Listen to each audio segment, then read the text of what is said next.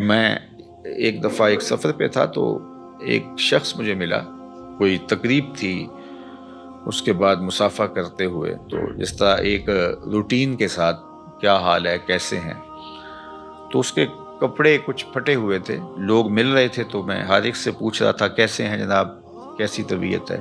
تو میں نے جب اس سے پوچھا تو اس نے کہا اللہ کا بڑا کرم ہے. جب ہاتھ اٹھایا تو یہاں سے اس کی قمیض پھٹی تھی، لٹک رہی تھی. تو اس کے اس انداز سے میں رک گیا اور میں اس کو کہا کہ آپ مجھے دوبارہ ملیے گا، جب لوگوں سے ملاقات ہوگی. تو پھر میں نے کہا اور سنائیں کیسے ہیں، تو کیا کر رہے ہیں. تو وہ کہنے لگا کہ میرے پاس 6 کنال زمین ہے، اس میں تھوڑی سی کاشت کر لیتا ہوں، اور اس زمین سے میں نے 10 مرلے جگہ مسجد کے لیے وقف کی ہے اور میں خود مسجد بنا رہا ہوں، بس آپ دعا کریں کہ اللہ کا گھر بن جائے. وہ تھوڑا تھوڑا کماتا ہوں، کچھ بچوں کو دیتا ہوں اور کوئی بچتا ہے، اور کوئی اور بھی اگر تعاون کرتے تو اس کی مہربانی، ورنہ میرا عزم ہے کہ اس کو بنانا ہے.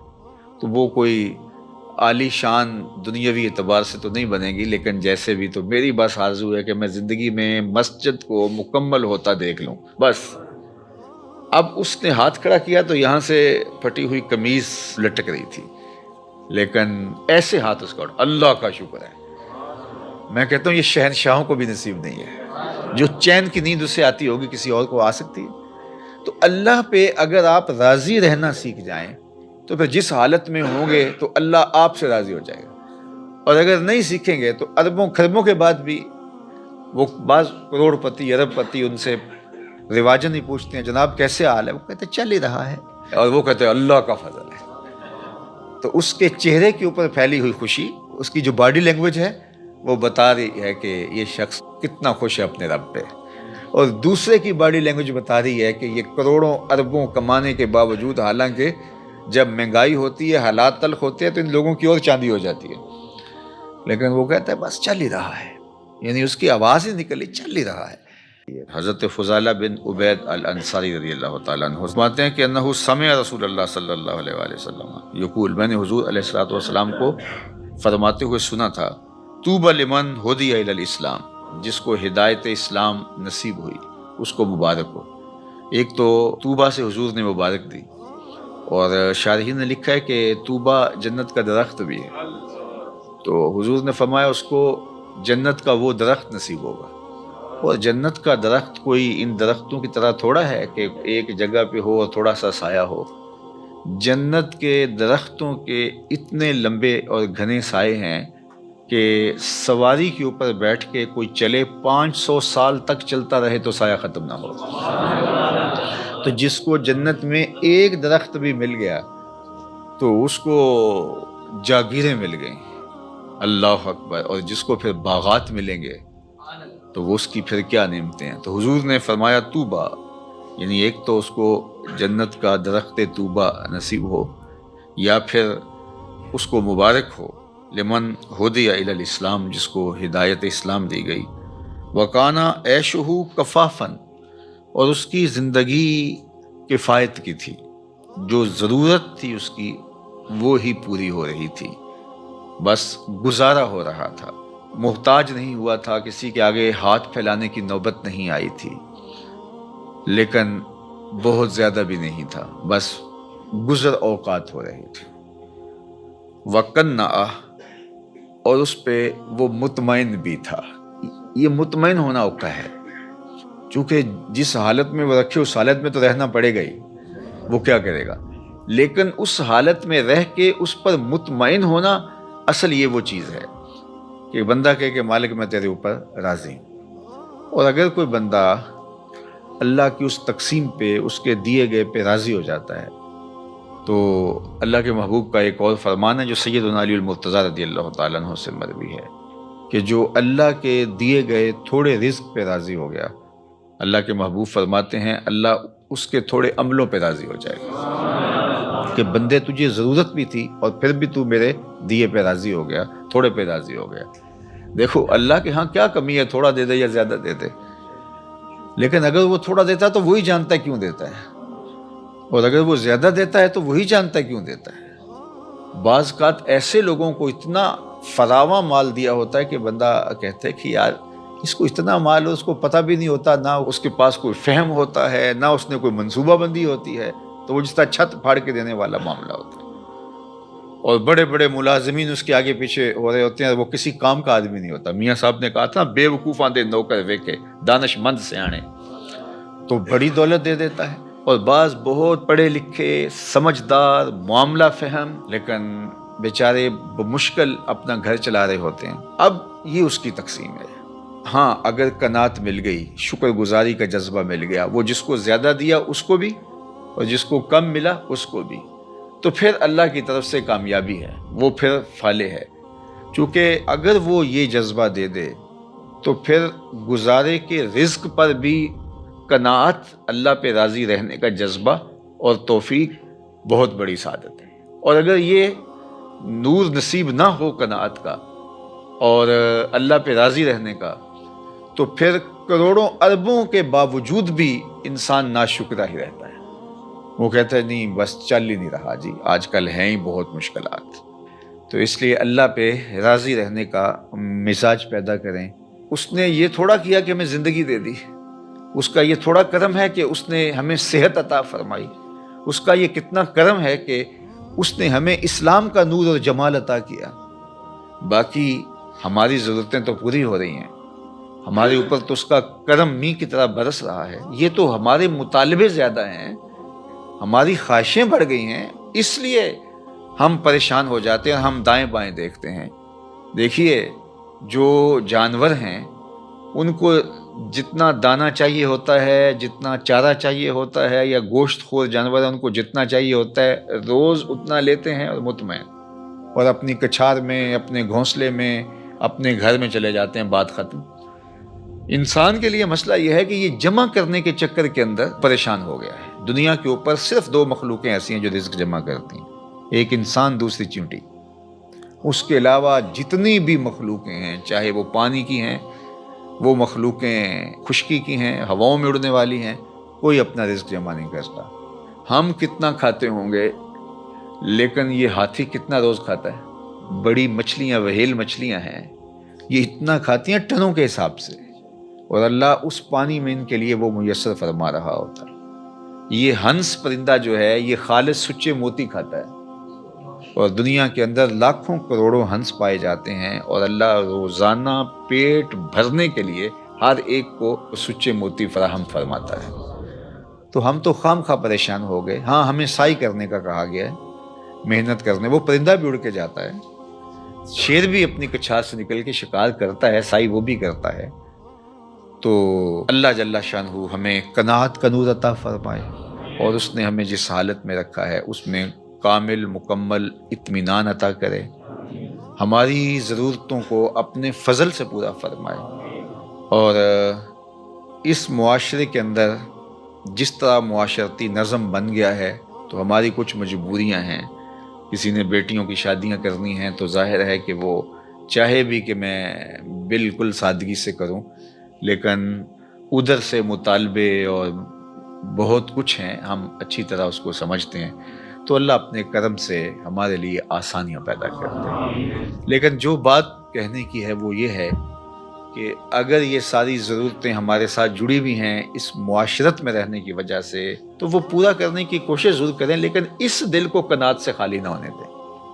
اللہ سے جو اطمینان ہے اس کو کبھی ضائع نہ ہونے دیں۔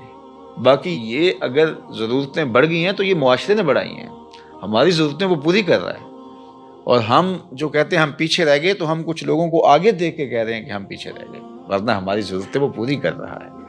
اور اس پر اللہ کے محبوب علیہ السلام نے ایک بڑی خوبصورت ایک بات ارشاد فرمائی، انظروا الی من هو اسفل منکم، فرمایا اپنے نیچے دیکھو، نیچے دیکھنا شروع کر دو گے تم سکون میں آ جاؤ گے، اور جب آپ اوپر دیکھو گے تو آپ جہاں بھی چلے جاؤ گے تو کوئی اور اوپر ہوگا، تو اس کو دیکھو گے تو آپ کہو گے کہ میں پیچھے رہ گیا ہوں۔ حتیٰ کہ وہ جو دنیا کے ٹاپ 10 لوگ ہوتے ہیں، دنیا کے 10 امیر ترین لوگ، تو وہ بھی جو آگے والا ہوتا ہے اس کو دیکھ رہے ہوتے ہیں کہ میں ان میں بھی جو ہے وہ ٹاپ پہ آ جاؤں، اور جو آخری والا ہوتا ہے جو سب سے دنیا کا امیر ترین کہلاتا ہے، تو وہ بھی کوشش میں لگا ہوتا ہے کہ اگلے سال جب یہ فہرست بنے تو میں کہیں پچھلے نمبر پہ نہ آ جاؤں۔ تو یہ دوڑ اس لیے لگی ہوئی ہے اور پیسے اتنے ہیں کہ شمار بھی نہیں ہے، دولت اتنی ہے کہ پتہ بھی نہیں ہے کہاں کہاں پڑی ہوئی ہے۔ تو اطمینان دولت میں نہیں ہے، اللہ پر راضی ہو جانے میں اللہ تعالیٰ جل شانہ دارین کی ساتھ میں عطا کرتا ہے۔ بارگاہ یزدی میں دعا ہے کہ اس ماہ منور کی برکتیں اللہ ہماری زندگیوں میں اتار دے۔ حضرت عبید اللہ بن محسن الانصاری رضی اللہ تعالی عنہ فرماتے ہیں کہ اللہ کے محبوب علیہ السلام نے ارشاد فرمایا، من اصبح منکم آمنا فی سربہ، جس نے صبح اس حال میں کی کہ وہ بالکل امن میں تھا، اس کے ماحول میں، اس کے قبیلے میں، اس کے گھر کے اندر چین اور قرار تھا، کوئی ناگہانی آفت نہیں تھی، کوئی ایسی چیز نہیں تھی کہ جو اٹھتے ہی اس کو بے چینی، پریشانی اور دکھ اور تکلیف دیتی، بد امنی نہیں تھی، وہ آرام کے ساتھ اٹھا، سکون اور طمانینت کے ساتھ اس نے صبح کا آغاز کیا، معافن فی جسدہ، اور اس کے جسم کو کوئی بیماری نہیں تھی، اللہ نے اس کو عافیت سے رکھا، وہ صحت کے ساتھ اور امن کے ساتھ بیدار ہوتا ہے۔ اندہ قوت یوم ہی، اور اس دن کی ضرورت کا کھانا اس کے گھر میں موجود تھا۔ یہ تیسری چیز اللہ کے محبوب علیہ السلام نے ارشاد فرمائی، فَكَأَنَّمَا حِيزَتْ لَهُ الدُّنْيَا بِحَذَافِيرِهَا، تو فرمایا کہ دنیا تمام تر پہلوؤں کے ساتھ، اپنی تمام تر خوبیوں کے ساتھ اس کے ہاں جمع ہے، یعنی اس کو پھر کوئی کمی نہیں ہے اگر اس کو یہ تین چیزیں میسر آ گئیں۔ سب سے پہلی چیز کہ صبح اٹھا تو اس کے گھر میں امن تھا۔ انسان کی بنیادی ضرورتوں میں سے ایک ضرورت امن ہے۔ بد امنی، بے چینی اور معاشرے کے اندر پھیلا ہوا انتشار یہ بہت اذیت ناک ہوتا ہے، اور اگر انسان کو اپنی جان کا بھی خطرہ ہو تو اب مجھے آپ بتائیے کہ باقی چیزیں تمام کی تمام میسر بھی ہوں تو ان سے تلذذ تو حاصل ہی نہیں کیا جا سکتا۔ تو انسان کی بنیادی ضرورت امن ہے، اور پھر اگر صحت نہیں ہے تو ڈھیر ہوں دولت کے تو وہ کس کام کے۔ اور تیسری بات کہ انسان کے پاس صحت بھی ہے اور امن و امان میں بھی ہے، لیکن کھانے کو ایک دن کی روزی بھی نہیں ہے، تو ظاہر ہے پیٹ تو تقاضا کرتا ہے۔ بھوک جب ستاتی ہے تو انسان اس کے لیے بے چین ہو جاتا ہے۔ اب کوئی شخص صبح جب بیدار ہوا تو تینوں چیزیں اسے میسر تھیں۔ ایک تو امن و امان کی صورتحال تھی، دوسری چیز ارشاد فرمائی کہ وہ اپنے جسم میں کوئی بیماری نہیں پاتا تھا، خیریت کے ساتھ اٹھا، عافیت کے ساتھ بیدار ہوا، اور تیسری بات ارشاد فرمائی کہ اس کے پاس ایک دن کا کھانا موجود تھا۔ تو فرمایا کہ اس کو دنیا کی کوئی کمی نہیں ہے، وہ شکوہ نہ کرے کہ میرے پاس کچھ ہے نہیں۔ یہ تینوں چیزیں مل گئیں تو اللہ نے اس کی جھولیاں بھر دی ہیں۔ آج کا انتظام اس نے تمہارے لیے کر دیا ہے نا، تو کل کا بھی ہو جائے گا۔ آج اگر صحت ہے تو اللہ کل بھی عطا کر دے گا۔ آج اللہ جل شانہ نے امن اس کے لیے میسر فرمایا ہے تو کل کا دن بھی اس سے توقع رکھنی چاہیے کہ ایسے ہی گزرے۔ تو یہ تین چیزیں اگر میسر ہیں اور پھر بھی انسان شکوے کی زبان کھولے تو وہ اس کو ناشکرہ کہا جائے گا، اور اگر کوئی ان چیزوں کے میسر آنے پر اللہ کا شکر گزار ہو اور اس کا سر اللہ کے حضور شکرانے میں جھک جائے تو اللہ اس کو اور زیادہ رحمتوں سے نوازنے والا ہے۔ تو یہ ایک تو اس حدیث میں ہمیں توکل سکھایا گیا، اللہ تعالیٰ جل شانہ پر راضی رہنے کا سبق دیا گیا، خام خواہ ہمیں واویلا کرنے سے منع کیا گیا۔ آپ اپنی سہولت، اپنی طاقت کے مطابق رزق کمانے کے اندر مشغول رہ سکتے ہیں، لیکن اپنے آپ کو اتنا تھکا لینا اس کے لیے کہ زندگی ہی تلخ ہو جائے، یہ کوئی دانش مندی نہیں ہے۔ آج کی تاریخ میں جو ہمارے ساتھ جڑی ہوئی ضرورتیں ہیں ان میں سے بہت ساری ضرورتیں ایسی ہیں کہ جو خود ساختہ ہیں، وہ ہماری ذاتی طور پہ خود ساختہ جڑی ہوئی چیزیں ہیں یا معاشرت نے خود ساختہ چیزوں کا اتنا بوجھ ہمارے اوپر لاد دیا ہے کہ وہ ہمیں کرنا پڑ رہا ہے؟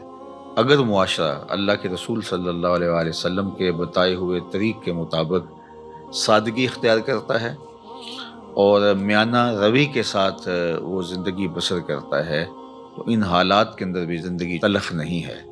لیکن چونکہ ہم دیکھتے ہیں دوسروں کو اور ان کی دولت، ان کا مال، ان کو میسر نعمتوں کے ساتھ اپنا موازنہ کرتے ہیں اور پھر اپنے آپ کو خام خواہ تھکانے لگ جاتے ہیں اور ایک اذیت میں مبتلا ہو جاتے ہیں۔ تو فرمایا کہ جس کو اس حال میں صبح ملی کہ وہ امن و امان میں تھا، اس کے جسم کو کوئی بیماری نہیں تھی اور اس کے پاس اس دن کا کھانا موجود تھا، تو اللہ تعالیٰ نے گویا اس کو دنیا کی ساری نعمتیں عطا کر دی ہیں۔ یہ نصیب ہو گیا تو وہ اللہ کا شکر بجا لائے۔